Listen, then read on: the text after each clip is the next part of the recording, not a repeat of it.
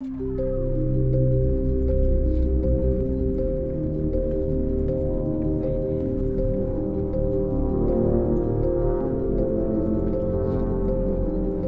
20th century is the century of wars and revolutionary processes.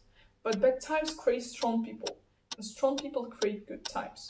Our story is about Viktor Porfirievich Petrov, a man who was born in the Far East into the family of a clergyman, got through many highs and lows, and became a representative of Russian immigrants in the US White House. Viktor Petrov was born in 1907 into the family of a priest in Harbin, Chinese city that was founded by Russians, yet not knowing how many difficulties he would have to face in his life during that violent century. But first thing first. The first Russians in Harbin were mostly builders and employees of Chinese Eastern Railway, who came to China to work there. His father, a clergyman, was supposed to provide spiritual guidance and other assistance to workers.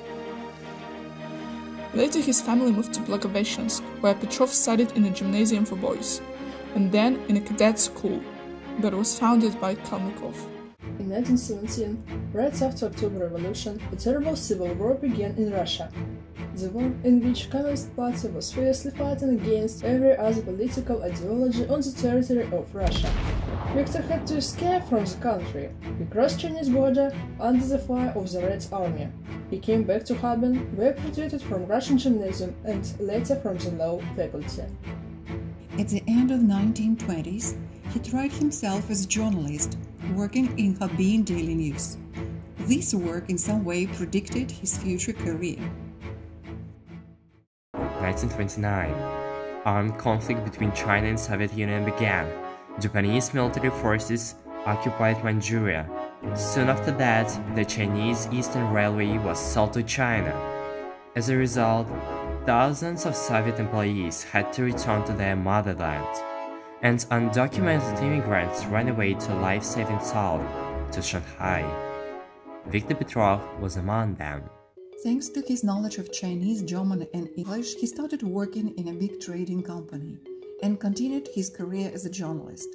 In Shanghai, he also started his literary activity and wrote his first storybooks, Under the American Flag and In Manchuria, and a novel Lola.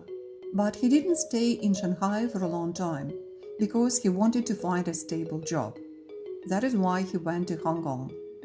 In 1940, he moved to the USA because of the Second World War and attack of Japanese military forces on China. The first city of his stay was San Francisco. He continued his journalistic practice in local Russian language newspapers. Petrov was worried about the condition of Fort Ross. That's why he joined an initiative group of scholars that addressed the government of California and accomplished fort's restoration, and it's included in the list of historical parks. In the 1940s, he entered the American University of Washington, where he got several grades in the area of international relationships. After graduation, he became a professor and taught in different educational institutions of the USA.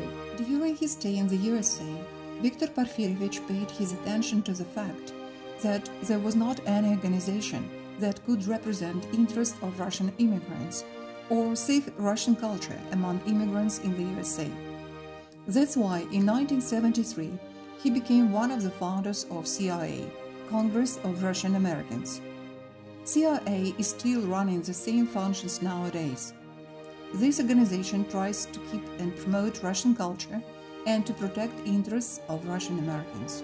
Petrov is also known as a representative of Russian immigrants in the White House and State Department. In 1994, he became a foreign member of the Center for the Study of Russian America and Russian-American Relationships in the Institute of Global History of Russian Academy of Science. Petrov's achievements are accepted both in Russia and in the USA. In 1995, he was put into Russian-American Hall of Fame. In 2000, he was awarded the Order of Friendship for a great contribution to the strengthening of friendly relations and development of Russian-American cooperation, according to the President Putin's decree.